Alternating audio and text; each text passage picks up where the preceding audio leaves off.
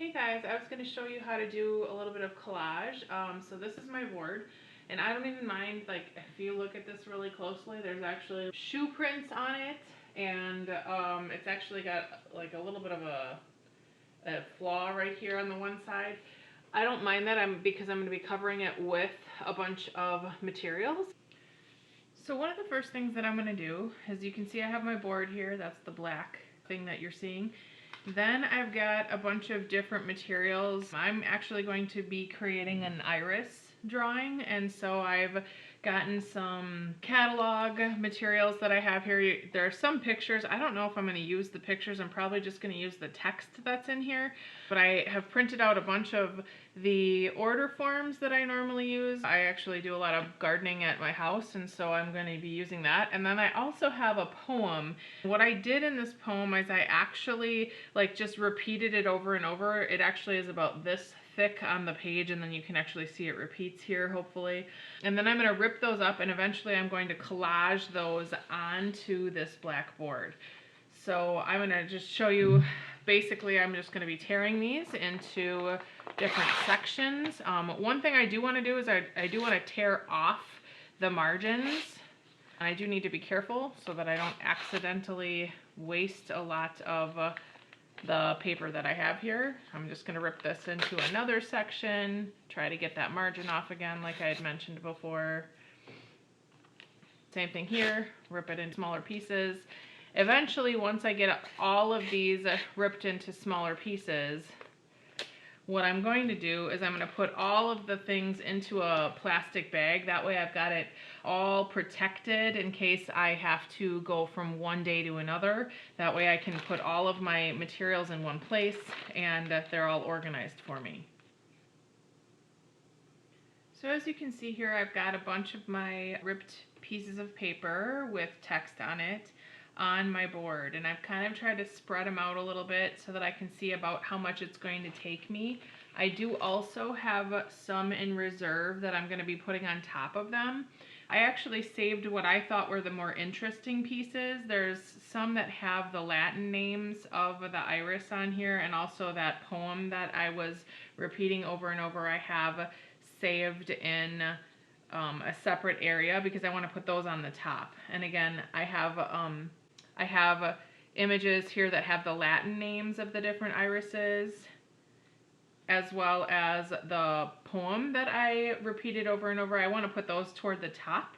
So I'm just going to put those somewhere safe for the time being while I get these other pieces on. So as I'm working here, I'm just going to clear it out of the way so that I can kind of start in one corner, and I'm going to work my way across the piece. As you can tell just by having all these pieces here, this is a little bit more haphazard than I normally work. I'm fairly planned out, but when I do a collage on the surface, I always kind of start in a little bit of a more messy tone. So technically I'm going to take some of this matte medium. Again, this is just Liquitex matte medium that I'm going to put on the canvas. I'm going to take my hand and I'm going to actually spread that around. And then what I'm going to do is I'm going to apply my pieces of paper to that, and I'm going to encapsulate the paper with the matte medium. So I'm completely covering the piece of paper underneath and on top of the paper that I had. So I'm just going to spread that out, and then I'm going to put the next piece on. And notice I didn't go completely in the same direction the next time that I put the piece of paper on, and again I'm covering that completely. Here I'm putting another piece on over the top. There was some underneath there already. I am going to need more of that matte medium, so I'm just going to grab some more of that, put it over the top, and then I'm trying to be careful not to get anything on the table. If I do that, I am going to have to get it off before it gets dry. Matte medium is a permanent type of glue, so I'm going to want to make sure that I'm putting that in there, and I want a little bit different shape than what I had prior to that. What I noticed is I had the same one, and I didn't want that in the same spot, so I'm actually going to take a different piece and put that over the top, and then I'm going to rub the matte medium on there. Again, I'm going in another area. I am trying to grab a different piece that I can see is That's only one piece, right? And I do have to check. Every once in a while, it feels like I'm grabbing more than one piece. It's important that you only have one piece of paper at a time, because obviously it's not going to adhere the right way if you put it on, and I'm going to pull this back up and I'm going to put it back over here. I don't mind these spaces in between here because, like I said earlier, I'm going to take those other pieces that I had reserved and I'm going to put them in between these pieces eventually. And I do want to go another direction. I can see this is the same piece torn from over there, so I'm going to go a different direction so that hopefully as someone's looking at my piece, they don't see exactly the same text in exactly the same place. What I do like about this when I'm doing this way is it actually kind of helps form the whatever it is that I'm doing. This time I'm doing iris. I have done portraits this way in the past.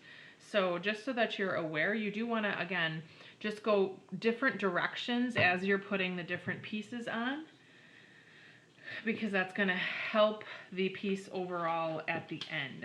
So again, I'm going to just put a little bit more of this matte medium over here. I'm going to take one of these larger pieces again and go yet another different direction. So this time I'm going to make sure it's like more upside down than it was before. Again, it doesn't matter. Eventually it's going to become covered. And basically what I'm trying to do is unify this entire piece by going lots of different directions with the piece that I'm putting on here. So again, I'm going to put a different piece down, just cover, and I'm going to keep going like this until I get the whole piece covered. You're probably only going to see a portion of it, and that is totally fine. So now that I've got, you know, most of it covered, I'm actually going to take these other pieces with the Latin names of the iris and also that poem, and I'm going to use some of those pieces to go inside here and fill in areas. And actually, I don't know if I like where I put that last one. I'm going to grab this up really quickly. Notice I can still peel it off while it's still wet. It actually started to get dry and it peeled a little bit, but I'm not really worried about that because I'm pretty sure I'm probably going to put something else there. So I'm fine with that, and I'm actually putting this same piece in a different spot. And then I'm just going to, again, encapsulate, and here you can see where it pulled that little bit of other text off of there. It's actually going to be okay. And I want to make sure that I grab all different shapes and sizes of pieces as I'm doing this. Yeah, you can see I'm a little bit off camera there, but that's okay, because we'll just take this. I got some on my hand, so I'm just going to go back in here. I'm actually going to go this direction because it's different than the direction that was there before. And again, I'm just going to put a little bit more of that. I just squirted some more matte medium over here in order to put that back over the top. So again, you're trying to encapsulate. You're just taking that text and covering the board. And that's why it didn't matter that there was like a shoe print on here. I was fine with that. I'm actually going to put this one over here. I'm going to try to find a smaller piece for that one spot.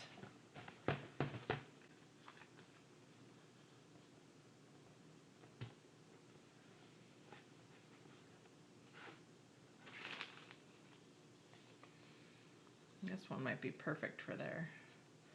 I'm going to put this like right here, and then I'll probably take another one of those Latin pieces eventually, and I'll put another Latin piece over here so that it's layered on top of each other. And I'm going to try to cover that little flaw that I had earlier.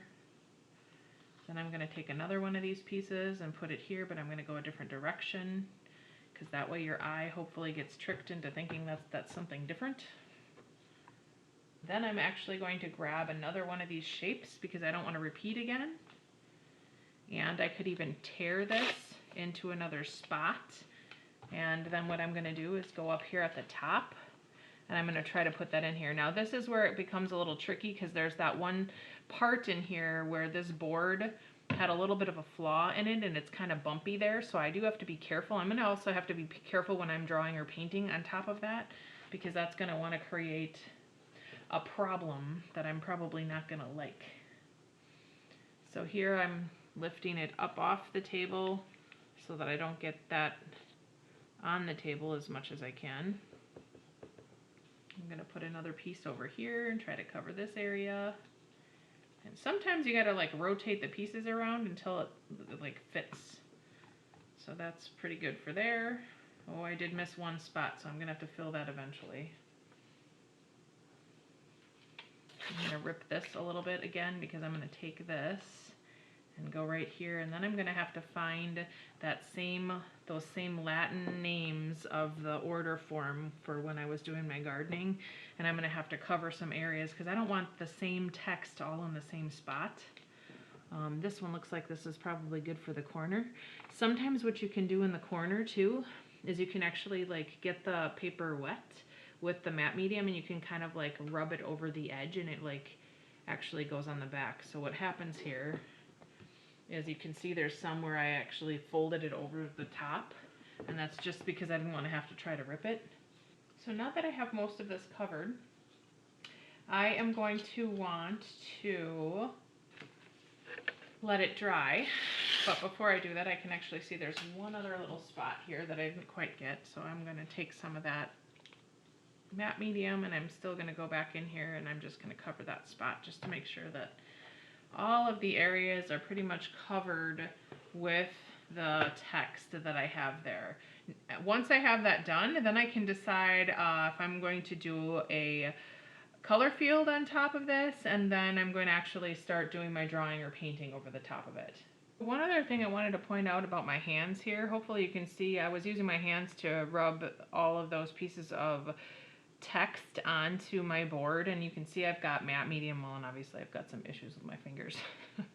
I didn't do a very good job washing right now. You could actually use a paintbrush to put the matte medium on. I find that that wrecks a lot of paintbrushes though, so I'd rather put it on with my hands, and I'll just spend some time scrubbing to get all of the matte medium or glue off of my hands before I start my work. So I just wanted to talk about that a little bit before we get any farther.